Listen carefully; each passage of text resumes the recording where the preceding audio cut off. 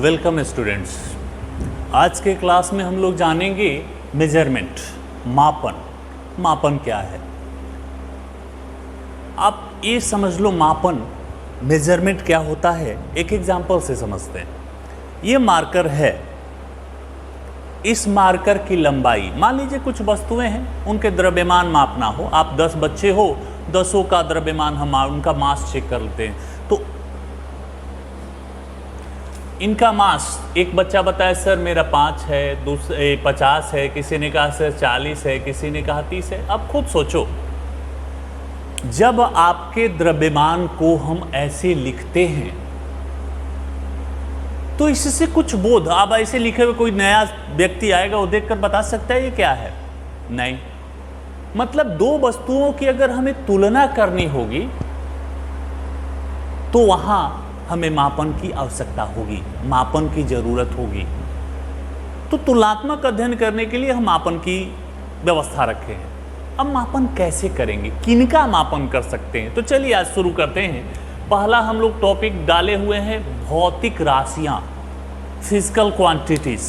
राशि कौन होता है? गणित में आप लोग पढ़ते हो ये चर राशि, अचर राशि है।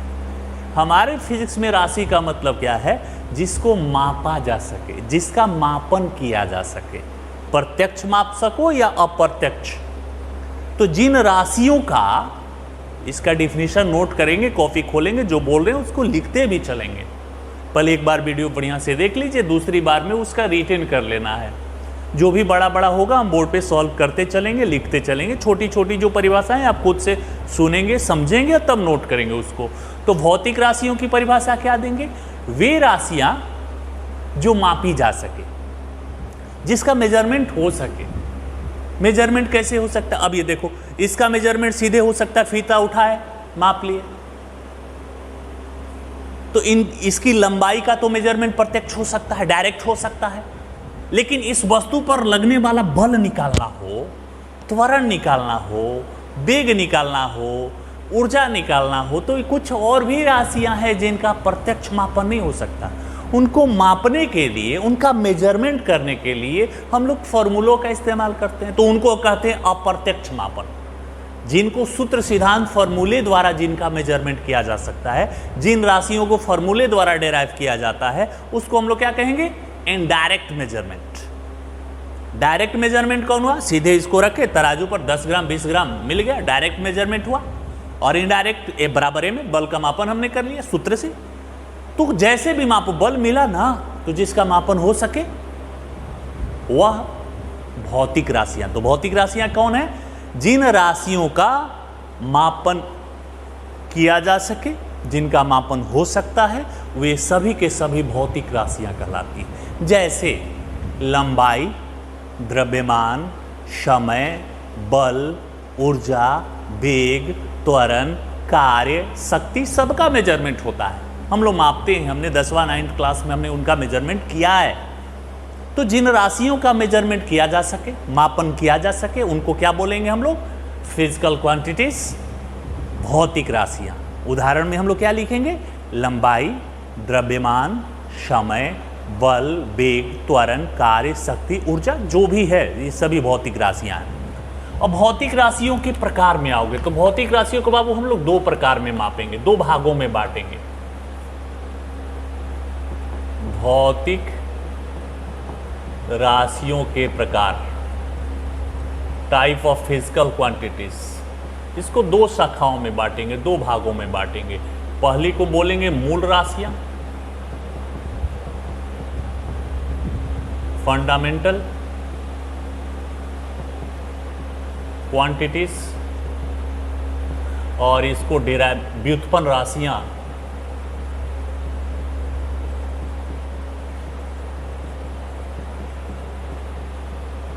Derived quantities. तो भौतिक राशियां 2 प्रकार की, मूल राशि, व्युत्पन्न राशि, fundamental quantities and derived quantities. मूल राशि कौन हुआ? ध्यान दीजिए, मूल राशि हम लोग उनको कहते हैं जो स्वतंत्र रहे, जो किसी दूसरे पर निर्भर न करे, बिल्कुल स्वतंत्र है, इंडिपेंडेंट है। तो जो राशियां स्वतंत्र होती हैं, अकेले अकेले लिखी जा सकती है, उनको लिखने के लिए किसी अन्य राशि की जरूरत नहीं होती है, उनको हम लोग क्या कहते हैं, मूल राशियां। जैसे लंबाई, लंबाई को लिखने के लिए कोई अन्य राशि तो अलग है, स्वतंत्र है, अकेले है। द्रव्यमान, समय, ये ऐसी कुछ राशियां हैं जिनको व्यक्त करने के लिए हमें किसी दूसरी राशि की आवश्यकता नहीं होती, अतः यह मूल राशियां हैं। तो मूल राशियां कौन हुई? वे राशियां, वे भौतिक राशियां जो स्वतंत्र होती हैं, जो किसी दूसरे पर निर्भर नहीं करती, मूल राशियां कहलाती। और जो दूसरे पर निर्भर करे, जो दूसरे की सहायता से लिखी जाती है, डिराइव का मतलब यही ना होता है जो दूसरे की सहायता से उत्पन्न होते हैं, उत्पन्न होना। तो जो दूसरा कौन, यहां तो दो ही है, तो ये दूसरे की सहायता से, तो दूसरा कौन है? सोचिए, यही है ना, ये इनकी सहायता से लिखी जाती है। मतलब व्युत्पन्न राशियां कौन है?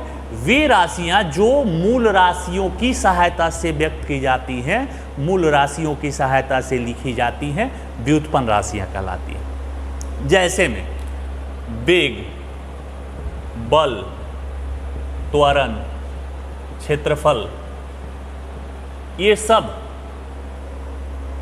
व्युत्पन्न राशियां। आप कहोगे सर वेग कैसे, आप कहोगे कि वेग व्युत्पन्न राशि है, वेग कैसे मूल राशियों से लिखा हुआ है? तो चलो बाबू, वेग का सूत्र क्या देते हो? विस्थापन बटा समय ना, विस्थापन बटा समय। तो विस्थापन क्या होता है? एक तरह का लंबाई होता है। विस्थापन क्या होता है? एक तरह का लंबाई होता है। तो अब देखकर बताओ कि वेग किन राशियों से व्यक्त हुआ है? तो वेग दो मूल राशियों से व्यक्त हुआ है, लंबाई और समय से। तो अभी हमने डिफिनीशन क्या बोला कि जो राशियां मूल राशियों की सहायता से व्यक्त की जाती हैं, व्युत्पन्न राशियां कहलाती है। तो बच्चा लोग बताओ, वेग कैसी राशि होगी? व्युत्पन्न राशि होगी। निसंकोच हम लोग कर सकते हैं, क्योंकि यह दो मूल राशियों लंबाई और समय से। तो फिर से एक बार रिकैप करो, मूल राशियां कौन? वे राशियां जो स्वतंत्र होती हैं, जो किसी दूसरे पर निर्भर नहीं करती, मूल राशियां कहलाती है। इसके एग्जांपल्स में क्या लिखोगे? लंबाई, द्रव्यमान, समय, और भी आगे जानेंगे, फिलहाल ये तीन इंपॉर्टेंट है, याद रखना है। व्युत्पन्न राशियां कौन? वे राशियां जो दूसरी राशियों की सहायता से लिखी जाती हैं। दूसरी कौन है? मूल। तो अब हम लोग क्या कहेंगे? व्युत्पन्न राशियां कौन है? वे राशियां जो मूल राशियों की सहायता से व्यक्त की जाती हैं, व्युत्पन्न राशियां कहलाती हैं। जैसे वेग, बल, त्वरण, क्षेत्रफल, आयतन, घनत्व, ये सब व्युत्पन्न राशियां हैं। तीसरा टॉपिक तो हमने क्लियर करा ही दिया कि मापन की आवश्यकता क्यों, हमें मापन की क्यों आवश्यकता होगी? क्योंकि अब कहेंगे कि ये वस्तु भारी है कि ये वस्तु भारी है, तो मापना पड़ेगा ना। तो दो वस्तुओं की तुलना करने के लिए हमें मापन की अति आवश्यकता है। बिना मापन के हम कभी भी दो राशियों के बीच में तुलना नहीं कर सकते। अब कैसे बताओगे वो साइकिल तेज जा रहा है कि ये साइकिल? तो वेग कहोगे सर वो 25 किलोमीटर पर सेकंड से 20 किलोमीटर पर सेकंड से, तो उसका वेग ज़्यादा, इसका वेग कम। तो कभी भी दो राशियों का तुलनात्मक अध्ययन करना हो तो यह मापन से ही संभव है, अतः मापन की आवश्यकता है। अब चलते हैं जो सबसे इंपॉर्टेंट चीज है उसकी तरफ। मात्रक, यूनिट क्या होता है? तो मात्रक को समझने के लिए पहले इसको हम लोग मिटा लें।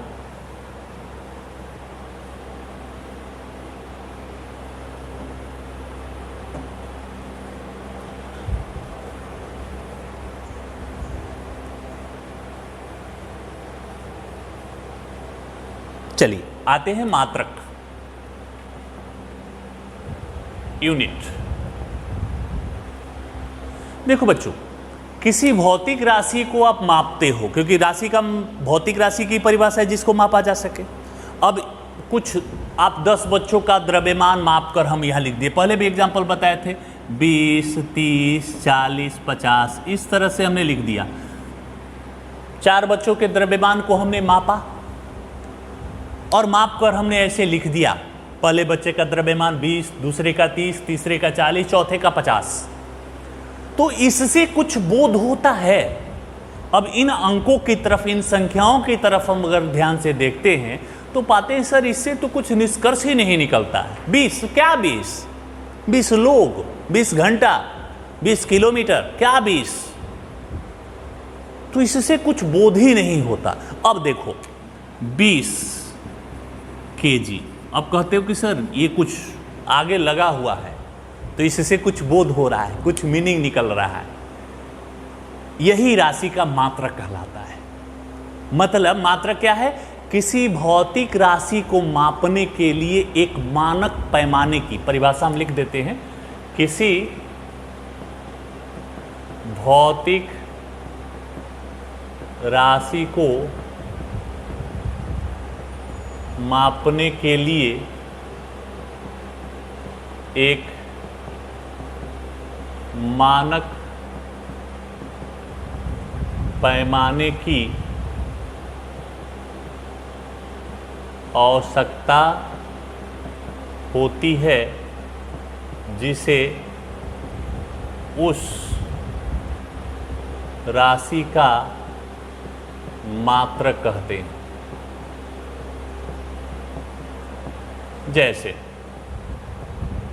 जैसे लंबाई का मात्रक मीटर, द्रव्यमान का मात्रक किलोग्राम, समय का मात्रक सेकंड। तो किसी भौतिक राशि को मापने के लिए हमें एक पैमाना चाहिए। कैसा पैमाना चाहिए? जो मानक हो। मानक कहने का मतलब, मानक पैमाने कहने का मतलब ये भी समझो। मानक पैमाने का कहने का मतलब एक एग्जाम्पल से समझते हैं। अब मान लो इसका द्रव्यमान मापना हो तो हम कहते हैं इसका द्रव्यमान 2 मीटर है। इसका द्रव्यमान 2 मीटर है। समय कितना हुआ है? 2 kg हुआ है। दूरी कितनी है? 4 घंटा है। कोई सर द्रव्यमान को मीटर में, इसका द्रव्यमान 2 मीटर हो सकता है? द्रव्यमान 2 मीटर? तो कहोगे सर आपको तो मालूम ही नहीं कि मात्रा क्या होता है। यही मानक है। मानक मतलब जिसको सब माने, जिसको सब जाने, स्टैंडर्ड इसी को कहते हैं। जिसके बारे में सब जानते हो, जिसकी व्याख्या सब लोग करें, सभी व्यक्ति करें, वह मानक होता है। हमारे कह देने से ये मानक, हमने कहा इसका द्रव्यमान 2 मीटर है, आप लोग फॉलो नहीं करेंगे। कहोगे नहीं सर इसका द्रव्यमान को मीटर में नहीं मीटर तो लंबाई मापा जाता है। यही मानक है। मानक मतलब जिसे सब माने। सब लोग मानते हैं कि द्रव्यमान को किलोग्राम में मापना चाहिए, लंबाई को मीटर में मापना चाहिए, समय को सेकंड में मापना चाहिए। यही मानक है।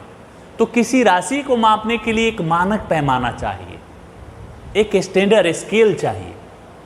उस स्केल को ही उस राशि का मात्रक यानी यूनिट कहते हैं। जैसे लंबाई का मात्रक मीटर, द्रव्यमान का मात्रक किलोग्राम, समय का मात्रक सेकंड। अब यहां से आते हैं मात्रकों के प्रकार। तो मात्रक तो भौतिक राशियों को मापेगा। मात्रक किसको मापेगा? भौतिक राशियों को। और भौतिक राशियां 2 प्रकार की। मात्रकों के प्रकार।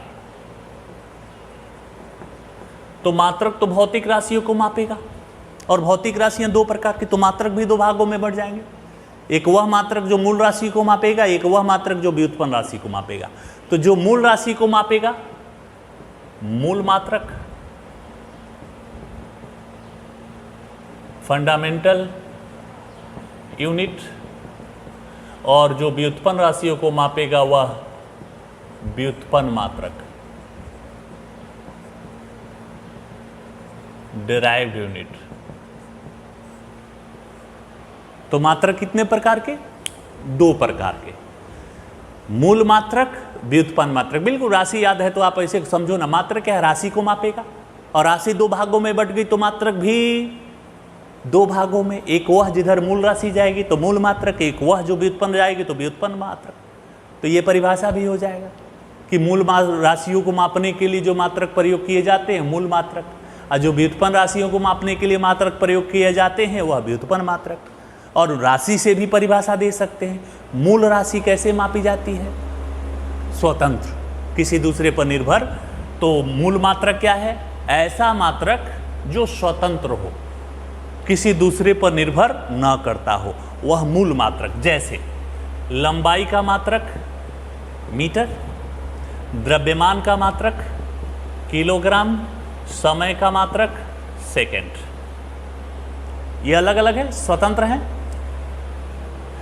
व्युत्पन्न मात्रक जो मूल मात्रकों की सहायता से, जैसे बेग, बेग का मीटर प्रति सेकंड होता है ना। बल या त्वरण का ले ले, त्वरण मीटर प्रति सेकंड स्क्वायर। क्षेत्रफल की बात करते हो, मीटर स्क्वायर। जो अकेले अकेले रहे वह मूल, और जिसमें एक से अधिक 2, 3, 4 मात्रक प्रयोग में लाए जा रहे हो, व्युत्पन्न। तो ये देखो, ये अकेले अकेले है, और ये देखो 2, 2 है, इसमें भी 2 है। Square, metre square, metre into metre, 2 ठो मीटर है। तो मूल राशि, मूल मात्रक कौन? वे मूल मात्रक कहे जाते हैं जो स्वतंत्र होते, जो बिना किसी अन्य मात्रक की सहायता से लिखे जा सकते हैं, जिनसे मूल राशियों को मापा जाता है। मूल मात्रक जैसे में क्या लिखेंगे? लंबाई का मूल मात्रक मीटर, द्रव्यमान का मूल मात्रक किलोग्राम, समय का मूल मात्रक सेकंड, वेग का मूल मात्रक मीटर प्रति सेकंड, त्वरण ये तो व्युत्पन्न मात्रक हो गया। व्युत्पन्न मात्रक कौन? जो मूल मात्रकों की सहायता से व्युत्पन्न होते, डेराइव होते हैं। जैसे वेग मीटर प्रति सेकंड, त्वरण मीटर प्रति सेकंड स्क्वायर, क्षेत्रफल मीटर स्क्वायर। इस तरह से किसी राशि का मापन 2 तरीकों से हो सकता है। मूल राशियों को मूल मात्रक से, व्युत्पन्न राशियों को व्युत्पन्न मात्रक से। तो ये हमारा यहाँ तक 5वां नंबर तक टॉपिक कंप्लीट हो गया। अब आते हैं मानक मात्रकों के गुण पर। मानक का मतलब क्या भी बताए? स्टैंडर्ड। अच्छा, स्टैंडर्ड जो यूनिट होते हैं उनमें क्या विशेषताएं होनी चाहिए? तो सबसे पहली बात, एक अच्छा मात्रक में क्या गुण? अब जैसे हम लोग यहाँ द्रव्यमान को पौंड, अभी केक वगैरह लेने जाते हैं तो पौंड में मापा जाता है। 2 पौंड का केक देना, 3 पौंड का केक देना। बच्चा लोग, कितने लोगों को मालूम है कि 1 पौंड में कितना केजी होता है? कहीं पौंड मापने का तराजू बटखरा मिल जाएगा? स्केल मिलेगा मार्केट में? नहीं मिलेगा। तो पौंड अच्छा मात्रक नहीं है। क्यों? क्योंकि उसके बारे में हम लोग कुछ भी जानते नहीं हैं। तो एक अच्छे मात्रक में क्या गुण होने चाहिए? एक मानक मात्रक में क्या गुण होना चाहिए? जिसे सब लोग जाने, सब पहचाने, उसके वैल्यू को सब समझें। तो ये पहला गुण होना चाहिए। दूसरा, एक मानक, एक अच्छा मात्रक उचित आकार का होना चाहिए। उचित आकार का होने का मतलब, दूसरा हमने गुण बताया कि एक मानक मात्रक उचित आकार का होना चाहिए, उसका साइज एक निश्चित होना चाहिए। उचित आकार का होने का तात्पर्य समझिए, उदाहरण से समझिए। अब यह एक मार्कर है, इसका वजन मापे, वजन, और एक लोडेड ट्रक है, उसका वजन मापो। इसका वजन हम बोलेंगे 0.0001 टन, बदल टन द्रव्यमान मापा ही जाता है, गलत मात्रक नहीं है। और उसका हम कहेंगे 10,000 ग्राम, 1,00,000 ग्राम।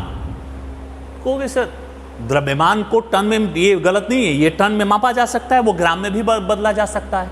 लेकिन कहोगे सर इतनी छोटी राशि के लिए टन लगाइएगा और वो उतनी बड़ी राशि है उसके लिए आप ग्राम लगाइएगा, तो ये उचित आकार का नहीं है। मतलब उचित आकार का मतलब है जैसी राशि वैसा मात्रक। ये छोटी राशि है तो इसके लिए छोटा मात्रक व्यवहार में लाइए, इसके लिए ग्राम लगाइए। वो बड़ी राशि है उसके लिए बड़ा मात्रक टन व्यवहार में करिए। तो एक अच्छे मात्रक में क्या गुण होना चाहिए? जो हमने बोला वो अच्छा मात्रक नहीं है, मात्रक है लेकिन मानक स्टैंडर्ड नहीं है। क्यों? क्योंकि ये छोटी वस्तु है, इसके लिए बहुत बड़ा मात्रक हमने यूज कर लिया। वो बड़ी राशि थी उसके लिए हमने बहुत छोटा मात्रक व्यवहार में लाया। तो मानक मात्रकों का दूसरा गुण क्या हो? पहला गुण हमने क्या बताया? जिसे सब जानते हो, सब समझते हो, सब समझे। दूसरा, वह उचित आकार का होना चाहिए। तीसरा, यह उचित रूप से परिभाषित होना चाहिए। उचित रूप से परिभाषित होने का मतलब क्या है? परिभाषित होना, तो हमने उदाहरण द्वारा बताया। इसके वजन को हम घंटा में मापेंगे, अपनी लंबाई को हम केजी में मापेंगे। परिभाषित है। द्रव्यमान को घंटा में मापना कहाँ परिभाषित है? लंबाई को केजी में मापना कहाँ तक परिभाषित है? तो ये जो हमने ये 2 उदाहरण दिया, यह परिभाषित नहीं है। इसकी कहीं व्याख्या नहीं मिलती कि लंबाई को आप किलोग्राम में मापो, द्रव्यमान को आप घंटा में मापो, तो यह परिभाषित नहीं है। तो एक अच्छा मात्रक उचित रूप से परिभाषित होना चाहिए, और यह उचित रूप से परिभाषित क्या होगा कि इसकी लंबाई 10 सेंटीमीटर, इसका द्रव्यमान 50 ग्राम, समय 1 घंटा, ये परिभाषित है। चौथा, जिसके मान आसानी से व्युत्पन्न किए जा, आप देखते होंगे बाजारों में जाते होंगे सब्जी लेने, तो लोग 1 केजी का है तो पत्थर तोड़ तोड़ के रख देते हैं कि यह 1 केजी का भले ना हो, तो उसके व्युत्पन्न, उसका डेरिवेशन किया गया ना। एक लोहे के बटकरे के बदले में पत्थर का बटकरा प्रयोग में लाया गया, स्केल, तो जिसके मान आसानी से व्युत्पन्न किए जा सके, जिसे सब लोग जाने। तो ये एक अच्छे मात्रक में ये सब विशेषताएं होनी चाहिए। अगर किसी मात्रक में ये सारी व्यवस्थाएं हैं, ये सारी विशेषताएं हैं, तो वह कैसा मात्रक है? स्टैंडर्ड यूनिट है, मानक मात्रक है। तो मानक मात्रकों की ये कुछ परिभाषाएं हो गई, ये कुछ विशेषताएं हो गई। अब मात्रक है, उस मात्रकों को हम व्यक्त करेंगे। मात्रकों को व्यक्त करने की कौन कौन सी पद्धतियां प्रयोग में लाई जाएंगी, तो ये जानते हैं।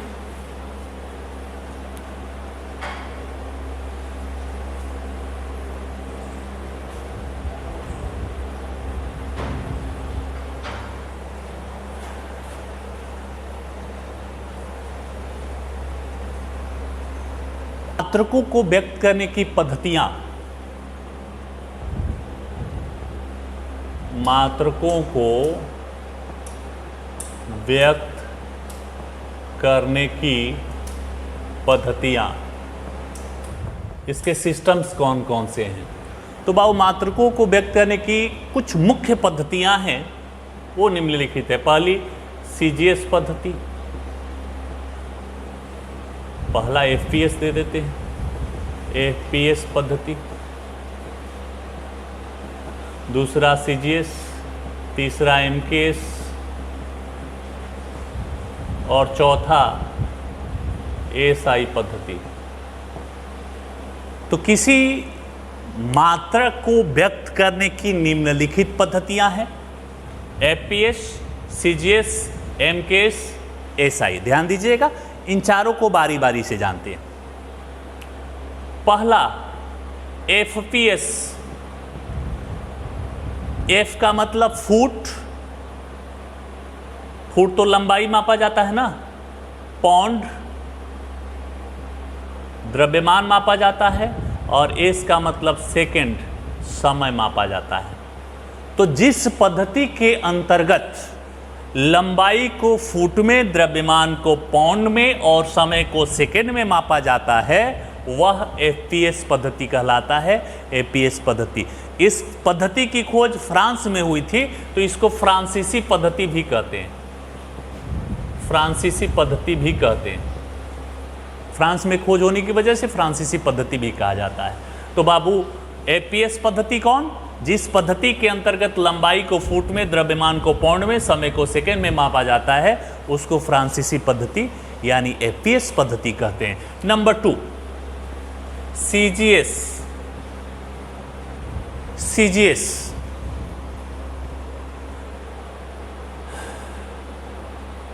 थोड़ा डाउट था, ये ब्रिटिश पद्धति, ब्रिटेन में हुआ था, ब्रिटिश पद्धति। ये फ्रांसीसी, इसकी खोज फ्रांस में हुई थी, ये डाउट था, इसी को देखते थे। तो सीजीएस पद्धति के अंतर्गत सी का मतलब सेंटीमीटर, सी का मतलब क्या? तो सेंटीमीटर में बाबू लंबाई न मापा जाता है। जी का मतलब ग्राम, बाबू ग्राम क्या मापा जाता है? द्रव्यमान। एस का मतलब सेकंड, सेकंड क्या मापता है? समय। तो जिस पद्धति के अंतर्गत लंबाई को सेंटीमीटर में, द्रव्यमान को ग्राम में और समय को सेकेंड में मापा जाता है, ऐसी पद्धति को सीजीएस पद्धति कहते हैं। इसकी खोज फ्रांस में हुई थी। थोड़ा सा ये मिस्टेक था, ये ब्रिटिश, ये फ्रांसीसी।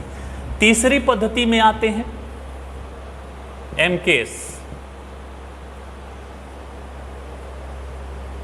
एमकेएस, एम का मतलब मीटर से है, मीटर तो लंबाई मापेगा, के का मतलब किलोग्राम, ये तो द्रव्यमान मापेगा, और एस का मतलब सेकेंड, सेकेंड तो समय मापेगा। तो जिस पद्धति के अंतर्गत लंबाई को मीटर में, द्रव्यमान को किलोग्राम में और समय को सेकेंड में मापा जाता है, उस पद्धति को हम लोग क्या कहते हैं? एमकेएस पद्धति कहते हैं। ये आधुनिक पद्धति है।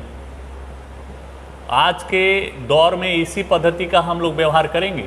ये सब पद्धतियाँ रिजेक्टेड हैं, आज के डेट में कहीं इनका इस्तेमाल नहीं होता, ये रिजेक्टेड है। ये वाला तो हमारे देश में है ही नहीं, ये कहीं कहीं इस्तेमाल होता है लेकिन वो बहुत नगण्य।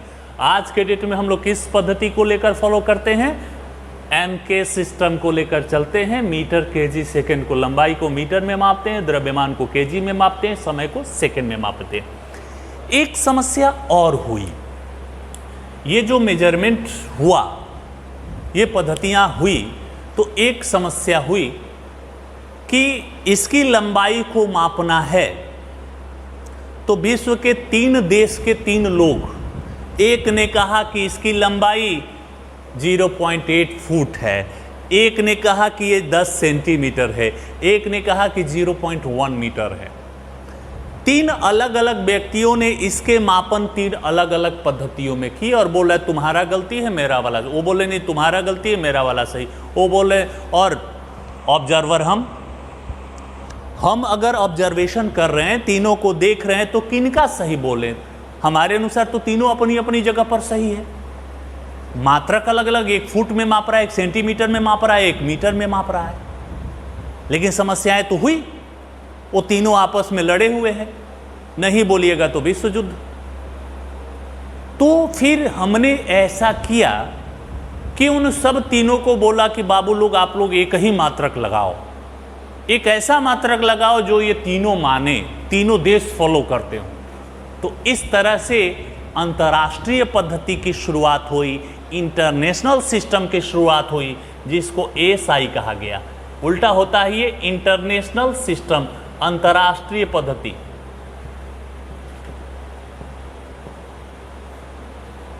अंतर्राष्ट्रीय पद्धति की खोज हुई। समस्या क्यों उत्पन्न हुई ये तो क्लियर हो गया। तो इसके लिए अंतर्राष्ट्रीय पद्धति की खोज हुई। इस पद्धति में ध्यान देना, अब मेरी बात, इस पद्धति में एमकेएस के ही मात्रक प्रयोग में लाए जाते हैं। एमकेएस के मात्रक ही एसआई में यूज किए जाते हैं। जैसे ये देखो, बल एम ए ना, तो बल का एमकेएस मात्रक ये हो जाएगा, एम द्रव्यमान है केजी में, और ये त्वरण है मीटर प्रति सेकेंड स्क्वायर। तो बताओ ये बल का कौन सा मात्रक है? ये मात्रक कौन सा है? एमकेएस। कैसे? मीटर, केजी, सेकेंड, ये बल का एमकेएस मात्रक हुआ। और इसी एमकेएस मात्रक को एसआई में किसी वैज्ञानिक का नाम दे दिया गया, न्यूटन। न्यूटन तो नाम है ना जी, मात्रक तो है नहीं। तो एसआई में क्या होता है? एसआई में एमकेएस वाले मात्रकों को ही किसी वैज्ञानिक का नाम दे दिया जाता है। जैसे बल का एसआई मात्रक न्यूटन। अब चलते हैं ऊर्जा, दूसरा एग्जाम्पल, ऊर्जा की तरफ चले। ऊर्जा कार्य के बराबर होती है। कार्य बल गुणे विस्थापन होता है, बल गुणे विस्थापन होता है।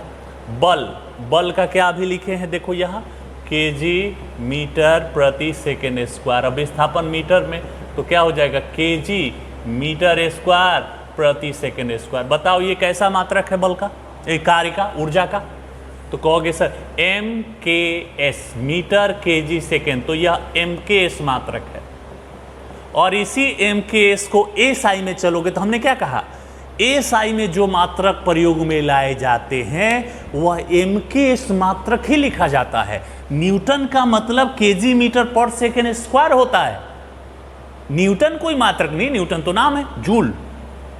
यहां आप कहिएगा कि सर इसका तो मात्रक जूल होता है, बिल्कुल सही, अपने से सोचो, जूल कोई मात्रक है, नाम है।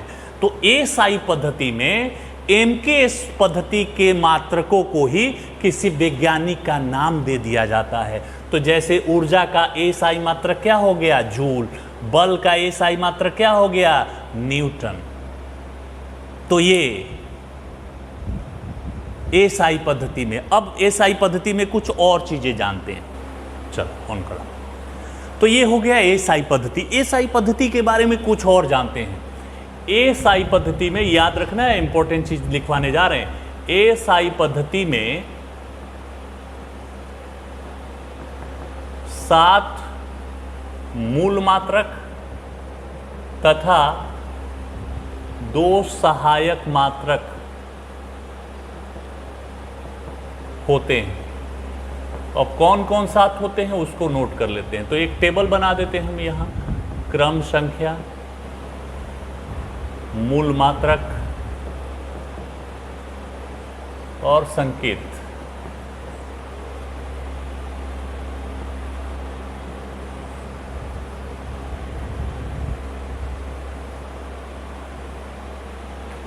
एसआई पद्धति में 7 मूल मात्रक कौन है वो समझिएगा। पहला होता है लंबाई, लेंथ। लंबाई का मूल मात्रक क्या होता है, ये मूल राशि है, मूल मात्रक मीटर, संकेत m। दूसरा होता है द्रव्यमान, किलोग्राम।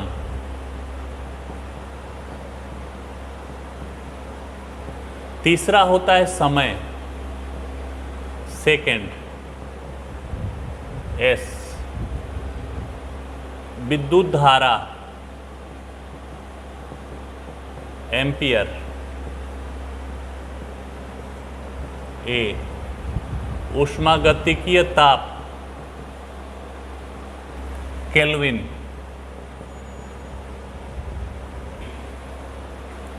ज्योति तीव्रता, रिला। पदार्थ का परिमाण,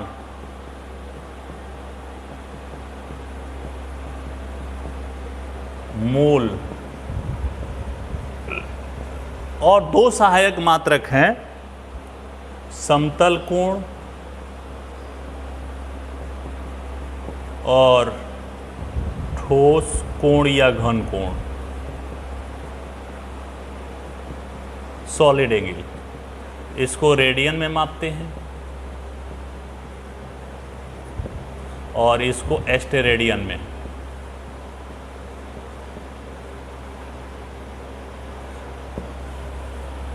तो एसआई पद्धति में याद रखना है ये बात, 7 मूल राशियां कौन कौन, लंबाई, द्रव्यमान, समय, विद्युत धारा, ऊष्मागतिकीय ताप, ज्योति तीव्रता, पदार्थ का परिमाण। इनके मूल मात्रक और इन मात्रकों के संकेत। 2 सहायक राशियां भी, सहायक मात्रक भी यूज की जाती हैं, गणित की चीजें हैं।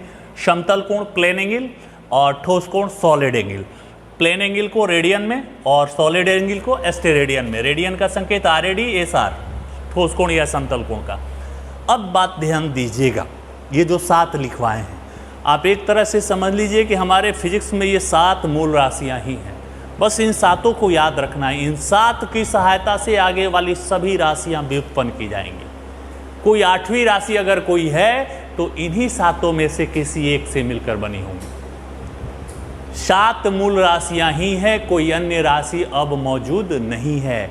कोई अन्य राशि अगर इन 7 के बाद में है तो वह कौन सी राशि है, व्युत्पन्न राशि है। तो बच्चा लोग कौन सी राशि हम कैसे समझेंगे, कौन मूल है कौन व्युत्पन्न है, बस 7 याद रख लेने हैं। 7 के बाद कोई 8वां नाम आ रहा है वो व्युत्पन्न राशि होगी। तो ये लास्ट में हमारा एसआई पद्धति की विशेषताएं। बिल्कुल पहली विशेषता की यह एक अंतर्राष्ट्रीय पद्धति है, विश्व के सभी देश मानते हैं। नंबर 2, इसके मात्रक निरपेक्ष होते हैं, एब्सोल्यूट फिक्स मान होते हैं। 1 kg बराबर 1000 ग्राम, 10 देशों में अलग अलग नहीं है। तीसरी विशेषता, इसके मात्रक जो होते हैं ना, एक से दूसरे में बदलते हैं दाशमिक डेसिमल सिस्टम द्वारा, 10 के घातों द्वारा। आप देख लो, ग्राम को केजी में बदलो, मीटर को किलोमीटर में बदलो, किलोमीटर को मीटर, सब ये मात्रक जो होते हैं 10 के घातों में ही होते हैं। विश्व के सभी देशों में मानते हैं, सभी लोग मानते हैं, और यह दार्शनिक पद्धति से जुड़ा हुआ है। यह एएसआई पद्धति की कुछ विशेषताएं हैं। आज के क्लास में इतना ही, धन्यवाद।